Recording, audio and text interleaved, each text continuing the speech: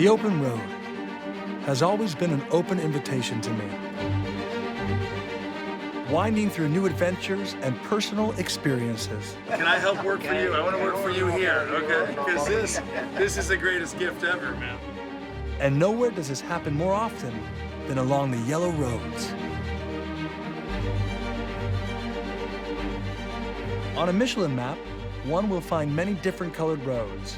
While red are the major highways, it's the yellow roads I'm chasing, the more scenic roads, winding through a country, through cities and towns, and never knowing what lies just beyond the horizon. I can't get over that we're on the top of the wall bike riding right now. It's these roads that are calling me on a journey unlike any other.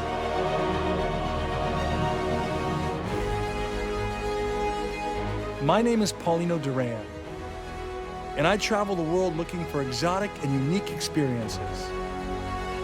I'm always up for making new friends, listening to tall tales, and trying fantastic cuisine.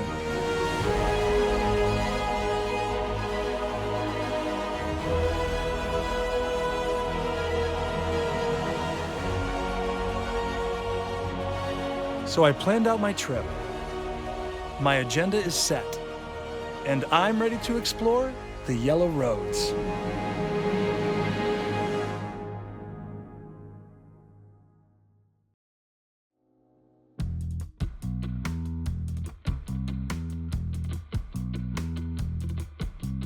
Quando ti ho visto la prima volta, già sentivo che eri mio. Within the romantic and spirited country of Italy, there are many different regions with their own architecture, cuisine, and traditions which have influenced our world for thousands of years. I start my journey in the birthplace of the Renaissance.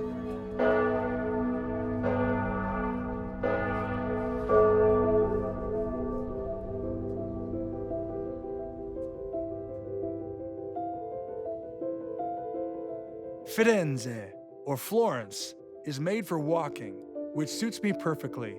My legs could use the exercise after a long flight.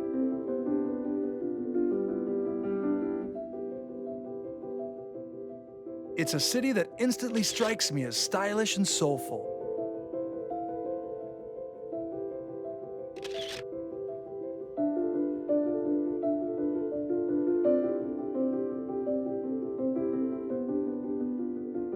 I make some friends.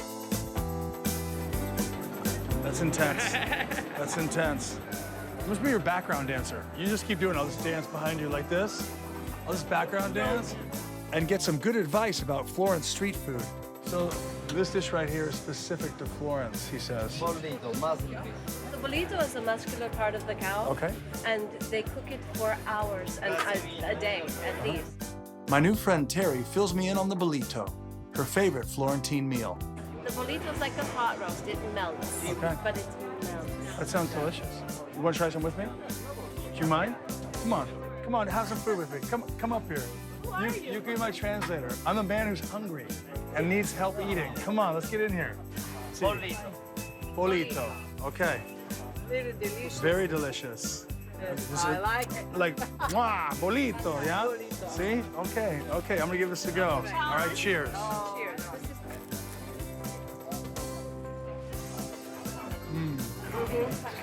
That's the best thing on the earth. I agree. I'm also interested in the city's history. What better way to learn about the influence of Florence than to attend an art history lecture? Florence was once a Roman town. It was a Roman town called Florencia. That's where we get our word Florence from. I take it very seriously. That is to try to present the history of the city and get people excited and knowledgeable about this great city.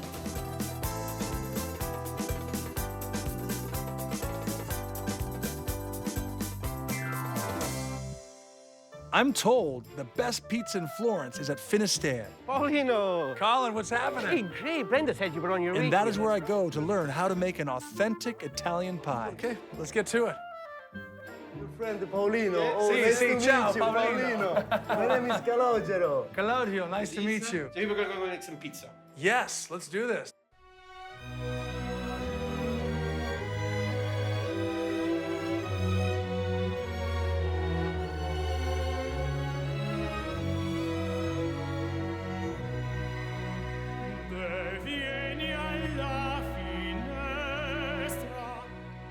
So how many pizzas do you make a day?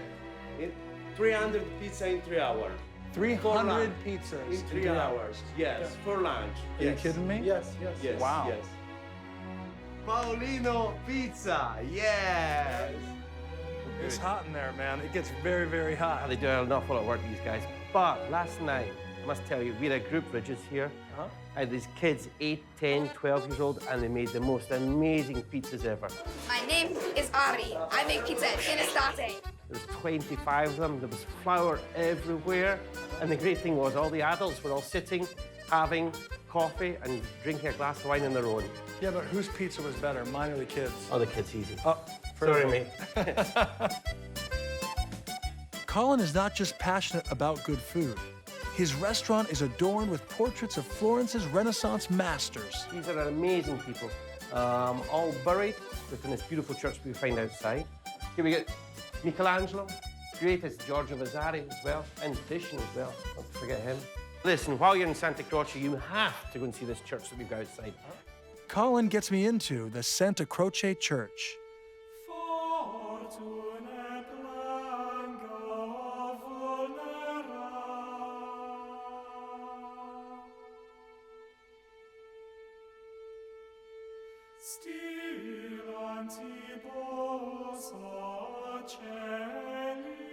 Suddenly, the history of Florence comes to life as I am in the presence of the great masters of the Renaissance.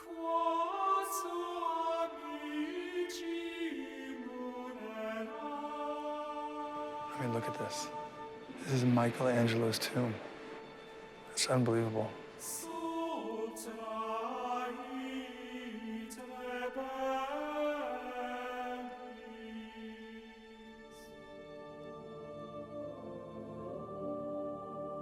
The history of Italy can literally be found at your feet in the floor of this church.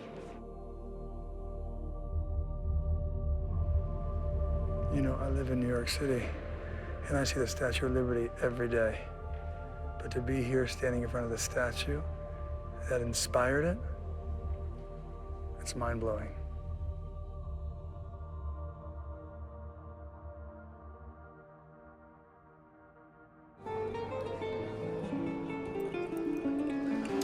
Ciao. I head over to Hotel Brunelleschi, where I'll be staying tonight. I was told to ask for Mario. Welcome, sir. Mario, How are you? Welcome to Florence. molto lieto. Welcome to the oldest building of Florence. We are right next to the Duomo, and we are right in the middle of the historical center. So everything is walking distance. Let me show you something unique for this hotel. You know that this building was built on Roman ruins? No, I didn't. Underneath the reception, we do have a Roman ruin museum, the only hotel in Florence with a Roman ruin museum. In the basement, artifacts and plates of the Roman and Byzantine period have been found, as well as a Roman bath. Please watch your step and pay attention. The ceiling is very low. Tight squeeze. So this is what it had been possible to put in light of a Roman bath, a so-called calidarium, where the Romans were used to come and relax. So that's a top of an arch. That's it. So it goes further down, you said? Exactly.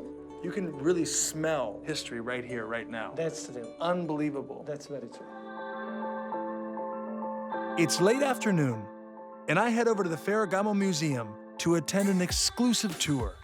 For me, this is a one-of-a-kind experience and includes a private tour with the famous fashion designer's family members. It's a story of love and passion, this company, and it still is today. I learn about the history of Salvatore Ferragamo, the legendary shoe designer, and his rags to riches story, before we head outside and end our evening in style.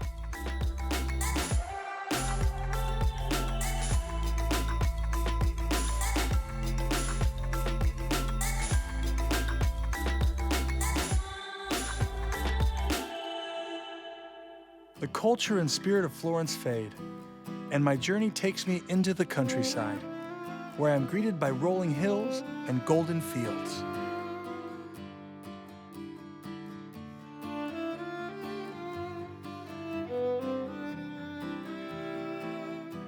Here, vineyards stretch as far as the eye can see.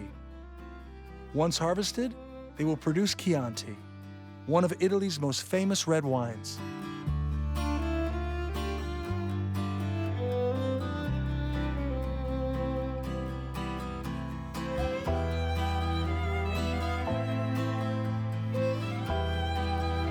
The timeless landscape and medieval villages perched on hilltops guide me along the yellow roads to my next destination.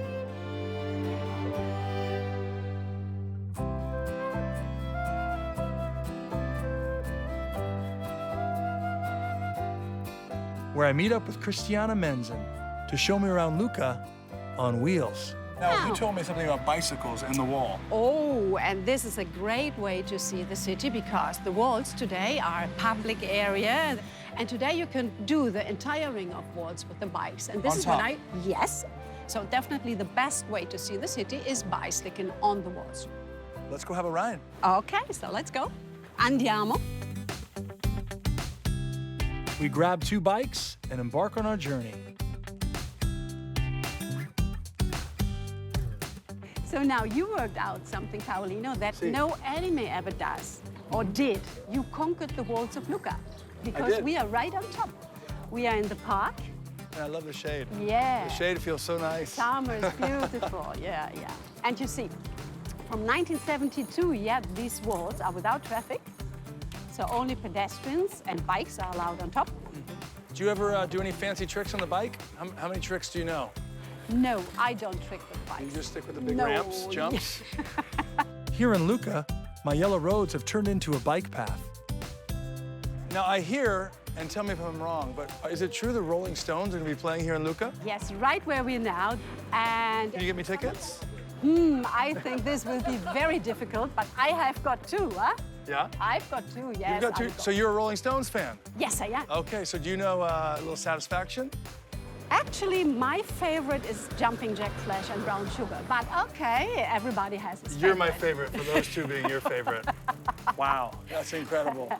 I always like a little, I can't get no satisfaction. Yeah, take it away. Take it away, girl.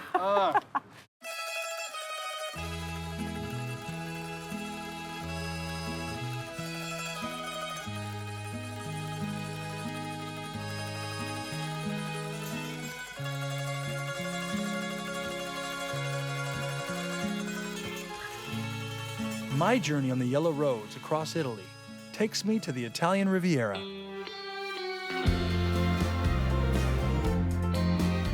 Where I meet up with my friend Brenda. She arranged a private cruise. And together we make our way up the coast to 5 fishing towns known appropriately as the Cinque Terre. In pista ormai nessuno balla. Le luci basse sopra il mare mi ricordano un sapore che non troverò più. Guardo il cielo e sospirando. I love the yellow roads because those are the ones we love to take. They're the roads less traveled, the ones that are most scenic. But of course, in the Cinque Terre, there are no roads. We simply, the yellow roads are the water. Blue water or the train. Yeah, exactly, which is a really wonderful way to get off the beaten path.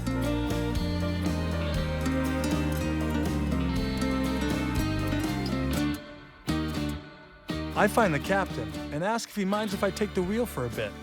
Can I help work for you? I want to work for you here, okay? Because this is the greatest gift ever, man. He gives me a quick lesson on 5 towns that make up the Cinque Terre. Cinque Terre? Sì. Cinque Terre, Rio Maggiore the first. Okay. Manarola, Corniglia, Vernazza, e Monte Rosso. Tell me about some of these villages. How do they differ from village to village? I mean, they're so close in proximity, but I know they definitely have a unique personality. Sure. Well, the first one, Rio Maggiore, and the second one, Manarola, they're truly small little fishing villages built into the rocks. We get to Vernazza, right behind us, which is spectacular. It has a church. It's really one of the most beautiful ports, and with a little castle up on the hill. And then another one is way up top, while Monte Rosso, further along, is really the largest village of all.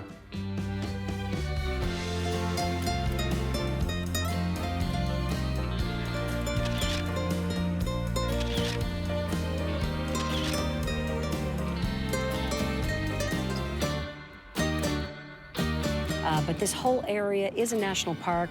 In the last 10 years, I would say it has become much more popular and people do know more about them. But back in just 20 years ago, very remote place to get to and very hard to get to, and there weren't many people who knew about them.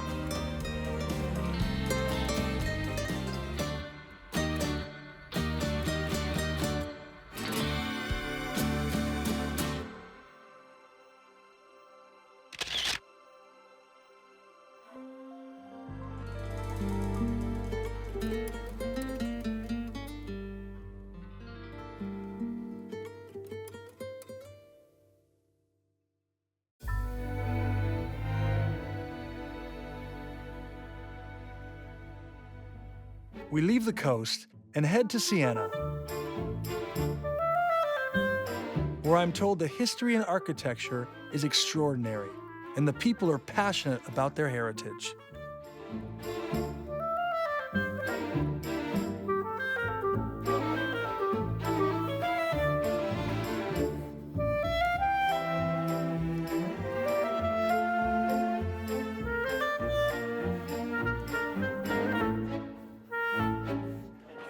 Look what I've got us. Oh, wow. One for you, one for me. Thank you, cheers. Hey, cheers. Only from Siena.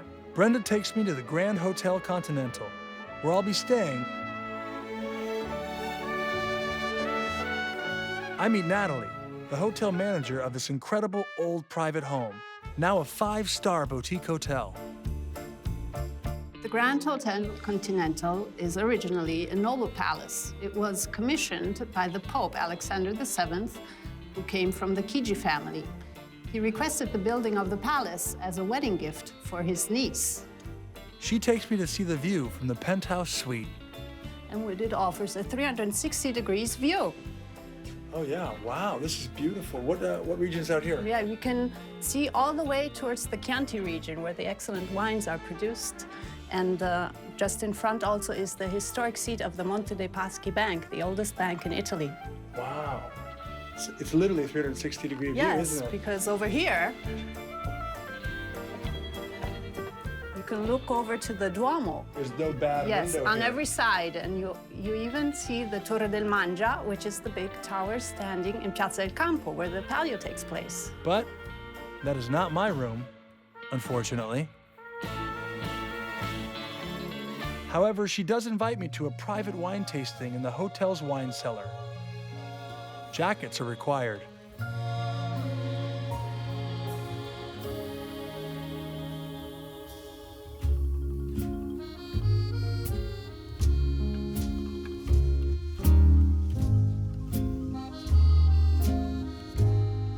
Natalie introduces me to Danilo, the suave gentleman sporting a tux.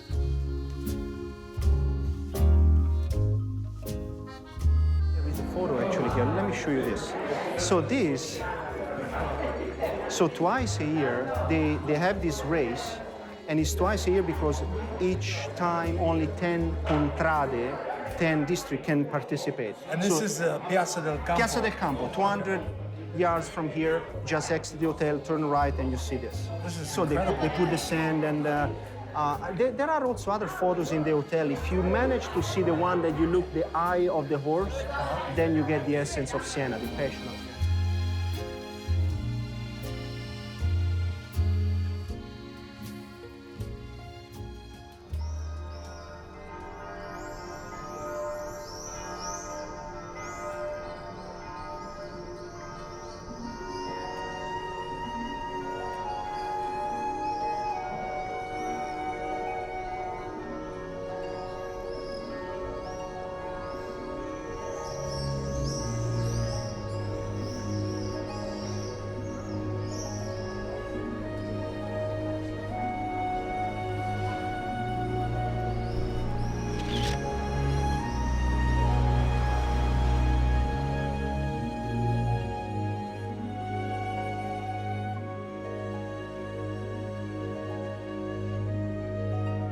The next morning, I find Brenda, and we explore the city together.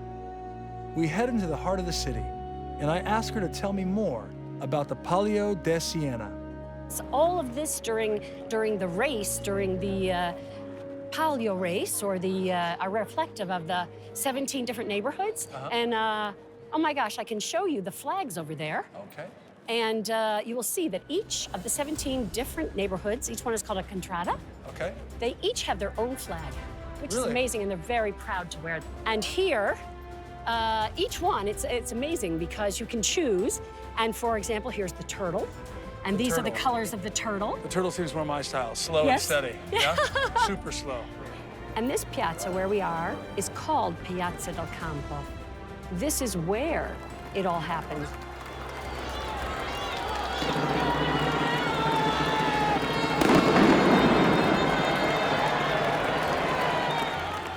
The palio race, which they have nicknamed it, the actual palio takes place twice a year, every year for hundreds of years.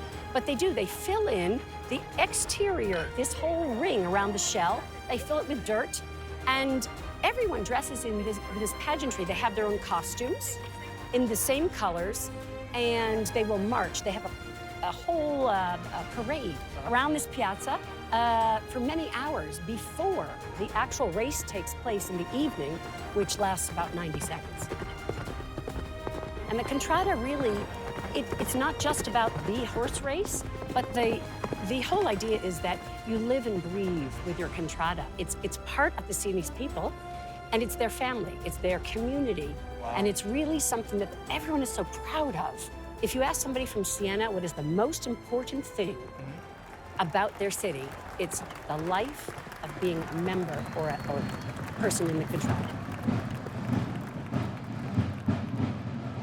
Exploring the city further, I come across a Contrada practicing for the race.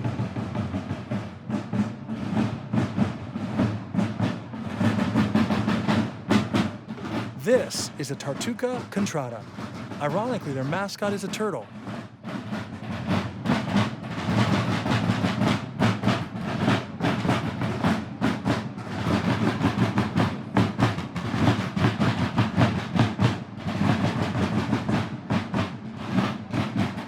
It is now clear to me that the passion of Italy is on display around every corner.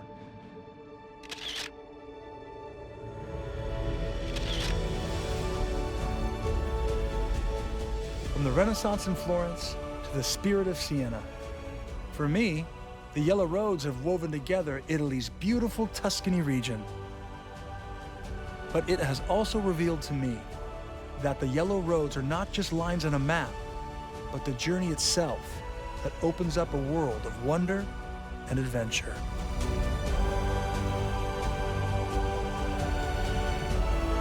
And once again, I hear the road calling.